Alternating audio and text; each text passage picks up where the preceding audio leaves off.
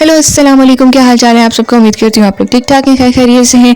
मेरे साथ इंस्टा पे जुड़ने के लिए बहुत शुक्रिया। मुझे बताते रहते हैं मेरे सारे प्यारे कि भाई ये हो रहा है वो हो रहा है, यहाँ पे ये बोल दिया वो बोल दिया। सो चिल करो, रिलैक्स करो, नो नीड ऑफ टेंशन। आप लोग यहाँ से अंदाज़ा लगा लो कि इनकी लाइफ में इनकी अपनी वैल्यू इनकी नज़र में गटर के बराबर भी नहीं है। ये बेसिकली गटर क्या, ये जो बाजारू औरतें होती हैं उनकी पाँव की जूतियों के बराबर भी नहीं है। उनकी भी कहीं ना कहीं सेल्फ रिस्पेक्ट होती होगी, कहीं ना कहीं उनके भी कोई डिसीजंस अपने लिए होते होंगे, लेकिन इनके उतने भी नहीं होते। इनका माइंड उसी रोड पे घूमता रहता है, उसी बाजारों में घूमता रहता है, इसीलिए दूसरों को वहाँ का टैग करती रहती हैं।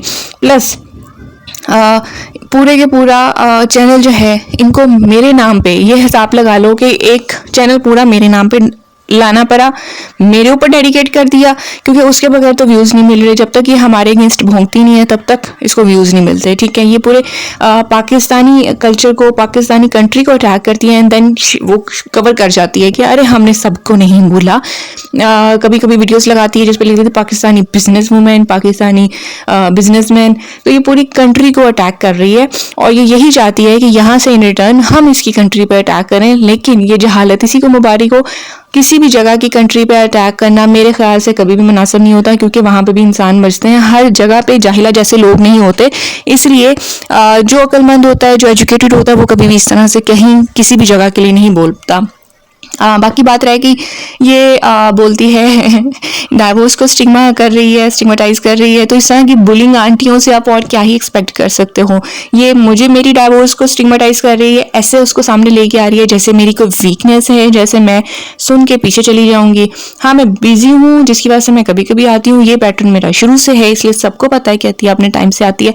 लेकिन ये डाइवोर्स को अगर स्टिग्मा बना के मुझे डराना चाह रही है या मुझे यहाँ से हटाना चाह रही है, तो ये इसकी अपनी बेवकूफ़ी है। क्योंकि अगर ये बात ये खुद खंगाल के लाई होती कहीं से, ओ माय गॉड मेरा राज निकल गया, तो मेरे एक्सप्रेशन ये होते। लेकिन ये चीज़ मैंने खुद बताई थी और इसमें ऐसा कुछ भी नहीं है जिसको ये बहुत मिर्च मसाला लगा के सामने लाए। भाई नॉर्मल शादी, नॉर्मल डाइवोर्स ये बहुत जगहों पे होता है। अब इसको अगर ये पाकिस्तान से या मुस्लिम से रिलेट करना चाहे तो इसकी कम अकली है, करने दे इसको। क्योंकि ये इस चीज़ का मजाक उड़ा रही है जिसका कुछ अरसे बाद प्रीति का भी स्टेज वही आने वाली है जो अभी तक लग रहा है। तो इसका मतलब ये सीधा सीधा प्रीति को भी उसी चीज़ पे ही टैग कर रही है, ये उसका भी मजाक बना रही है, ये सब उन औरतों का, लड़कियों का मजाक बना रही है जो कि इस फेस में से गुजर रहे हैं। तो ये प्रीति की भी सगी ना हुई।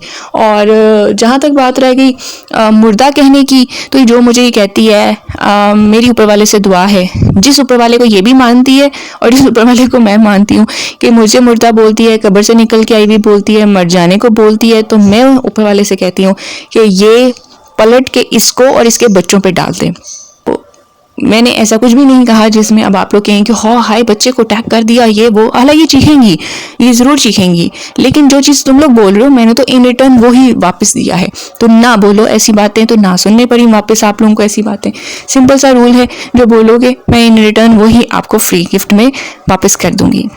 अच्छा, जहाँ तक बात रहेगी बंकू की, तो बंकू का वीडियो मैंने देखा और वो क्या सही कहते हैं बड़े बुजुर्ग कि हराम का पैसा जो होता है ना, यानी कि जहाँ पे आपने हक मारा हो और उस हक मार के आपने पैसे बचाए हो तो वो हराम हो जाता है। तो हराम का पैसा हराम कामों में ही निकलता है।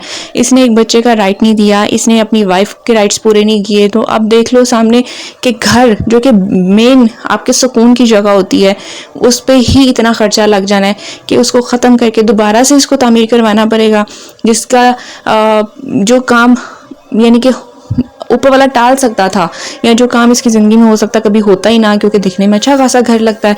लेकिन हराम का पैसा है तो इन्हीं तरह के कामों में निकलता है। वो कहते हैं आप किसी को धोखा दे देते हो, किसी का हक मार लेते हो, कहीं पे चोरी कर लेते हो, तो वो जो पैसे जो आप बचाते हो, आपको लगता है कि आपने बचाए, वो निकलते भी ऐसे हैं। कभी आपकी हेल्थ ख़राब हो जाएगी, कभी आपकी कार ख़राब हो जाएगी, कभी घर पे लग रहे हैं, कभी बच्चे बीमार ज़्यादा हो रहे हैं, तो वो सारे इस तरह ही निकलते हैं। हराम का पैसा कभी भी आपके लिए बेनिफिशियल नहीं होता।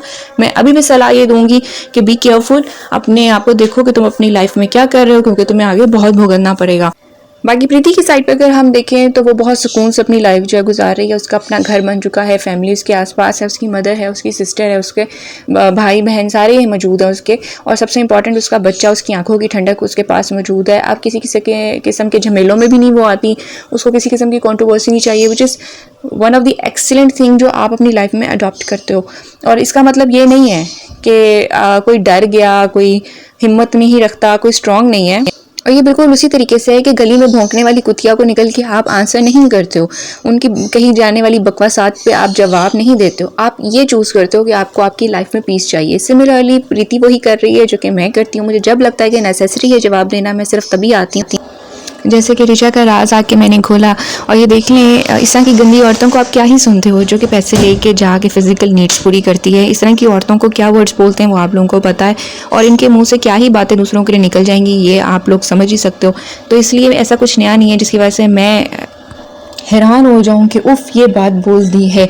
तो इस तरह की औरतों को इस तरह के काम ही करने दें। इनको पता है कि इनका पेशा क्या है, इनके ख़ानदान जो हैं वो इसी काम पे प्रोफेशन पे चल रहे होते हैं। बाप ने इसको इसी काम पे लगाया, वो आज तक कर रही है, और उसकी लैंग्वेज भी हमें यही बताती है।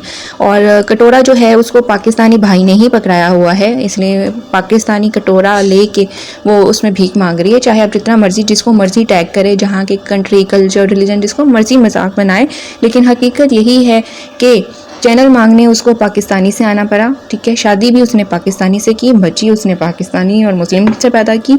इसलिए ऐसी औरतें छी किसी बाजारू औरत की जूती के बराबर भी नहीं है। सो जस्ट इग्नोर करें, एंजॉय करें और अपनी लाइफ को एंजॉय करें। आपसे मुलाकात होती है बहुत जल्दी, आपकी अपनी अतिया यहीं पर मिलेगी आपको दोबारा से। तब तक के लिए टेक केयर एंड अल्लाह हाफिज़।